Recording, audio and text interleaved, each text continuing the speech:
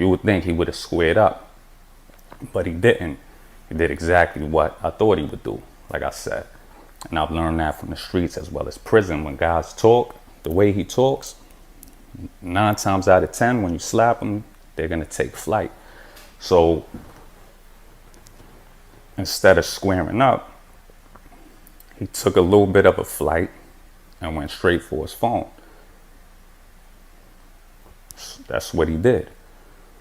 So my comrade sees that, I see that, I turn around and I walk off like nothing happened. It made a little bit of a commotion when he went for his phone, because he was saying something. I wasn't even paying attention to what he was saying for the most part. Me and my comrade walked off, got into my car, and we got out of there. So that's how that situation played out. And as I mentioned in part 1, before I came home from prison, something similar happened to him at Sugar Daddy's in Queens.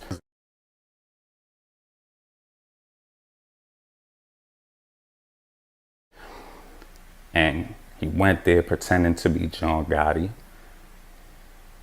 An Albanian stepped to him, punched him in the face. What did he do? Ran. He tried to get out of there and called the police. They had him stuck.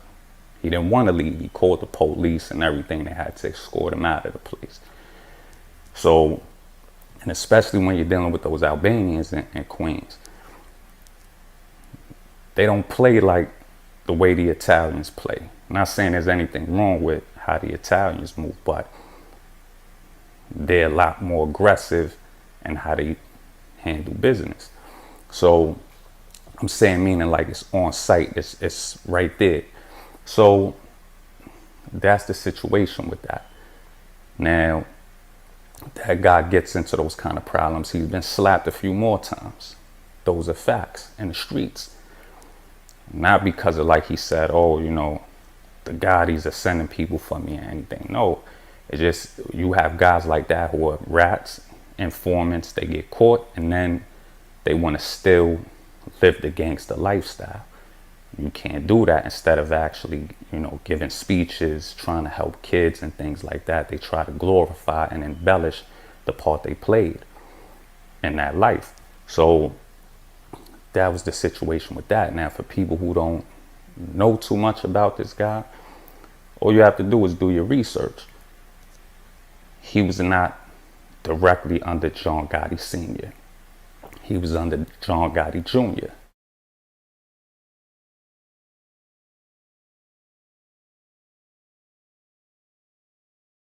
John Gotti Sr. was born in the 1940s. This guy was born in the 60s. John Gotti Sr. was 20-something years older than this guy.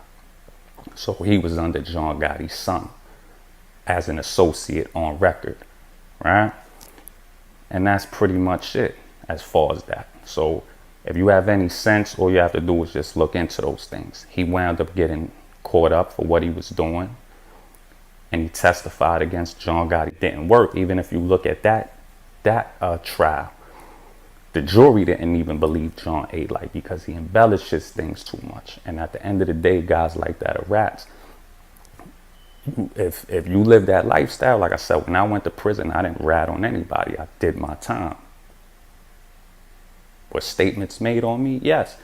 I didn't go there and start cooperating at that point. There's no excuse for that. So John Gotti Sr. was a real gangster.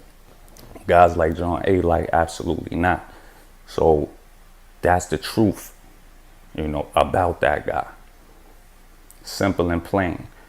And the things that happened to him for a reason. So with a lot of those guys, they're sitting ducks. Nobody's really trying to kill him. Like when I saw him, I slapped him. Nobody's sitting there trying to gun him down or anything like that. Why? Because he already told on people who were like supposed to be like family to him. So what do you think he's gonna do if something serious happens to this guy? And the reason I slapped him, like I said, is because I saw not too long ago on social media him saying that he slapped John Gotti's brother in prison.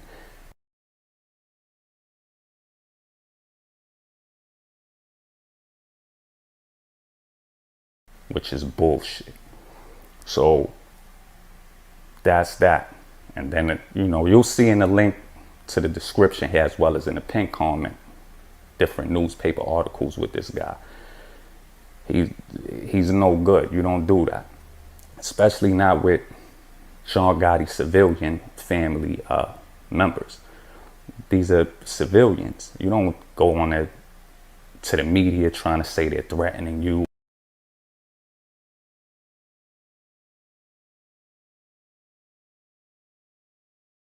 And all type of bullshit to sell books. It's nonsense. It's a real scumbag type of move. You don't do that type of stuff. If that man was honorable, which he's not, obviously he's an informant, you don't involve people's family in your shenanigans. So when that guy says stuff like I'm batting guys, I'm piping guys, I'm drilling guys, all he's really doing is fingering guys. Pause. Meaning pointing people, taking a stand on people and stuff like that. And he's trying to, you know, rewrite Cosa Nostra history and stuff like that. But anybody who has sense knows that the guy embellishes what he's talking about. So anyway, with that, I'll see you guys at some other point in the near future. God bless you. God bless your family. Take care.